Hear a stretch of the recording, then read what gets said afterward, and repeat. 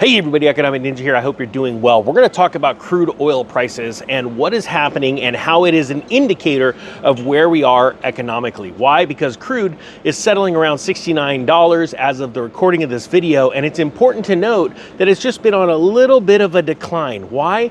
Because the economy is starting to finally figure it out, whether it be in America or in Europe, that things are not as they should be or as they seem, and things are slowing down. When we move into a recession, every asset goes down. Why? Because there are fewer buyers than sellers. And honestly, people start to figure out, oh, maybe I shouldn't be speculating in the stock market. Maybe I shouldn't be taking a vacation and things like that. And that exactly is why the price of oil tends to trickle down. Check this out of CNBC. U.S. crude oil near $69 per barrel as OPEC Plus delays production boost. Now, before I even read this story to you, because I never read them before I film, the reason why OPEC Plus would not want to increase supply is, what would that do? Obviously, it would increase the amount of oil available. If there's not as much buyers of oil or people consuming the oil, going on vacations, driving around in their business trucks, things like that, as things are contracting, it's only going to exacerbate the downward spiral in the price of oil. Now it says here, U.S. crude oil pulled back slightly Thursday to close at $69 per barrel as OPEC Plus delays plans to boost production after futures sold off steeply this week. OPEC Plus members have delayed a production hike of 180,000 barrels per day by 2 months, two sources told CNBC. The production increase was originally scheduled for October.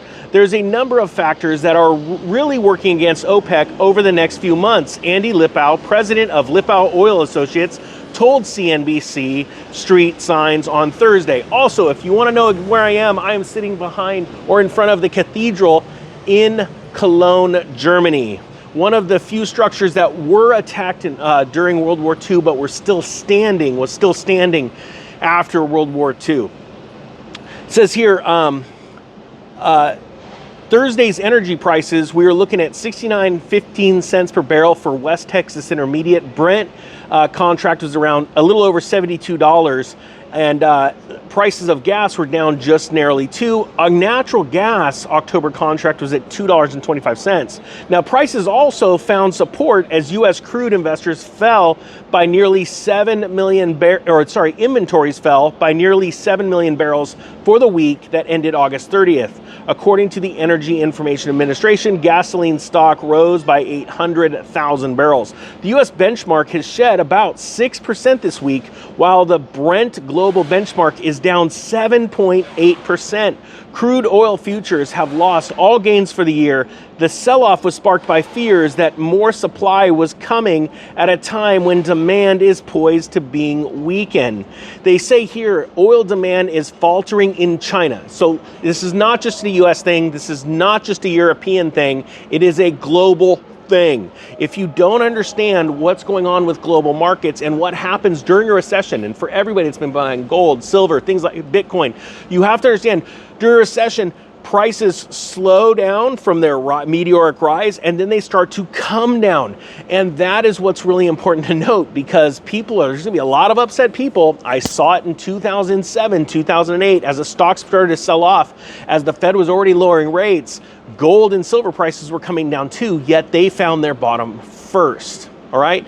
And quite frankly, when we're talking about oil compared to gold, I'm more afraid of there being a day where you can't find gold at a price that you want because China is literally gobbling it all up.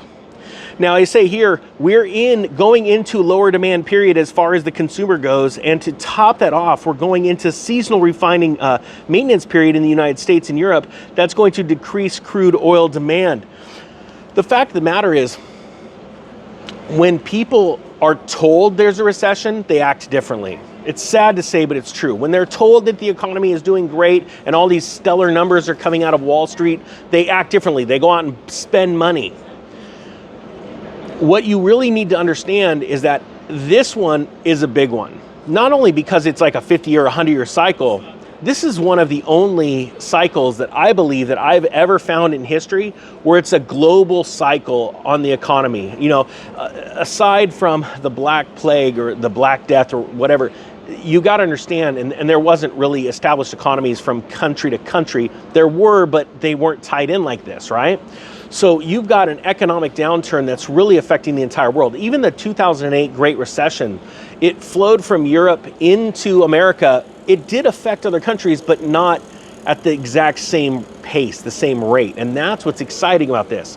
For as scary as some people think this could be, all I see, just like the word in the Chinese vocabulary, the same word for crisis is the exact same word for opportunity. And that's how you need to be looking at it. Hey, I hope you got something out of this. Thanks for watching. The Economic Ninja is out.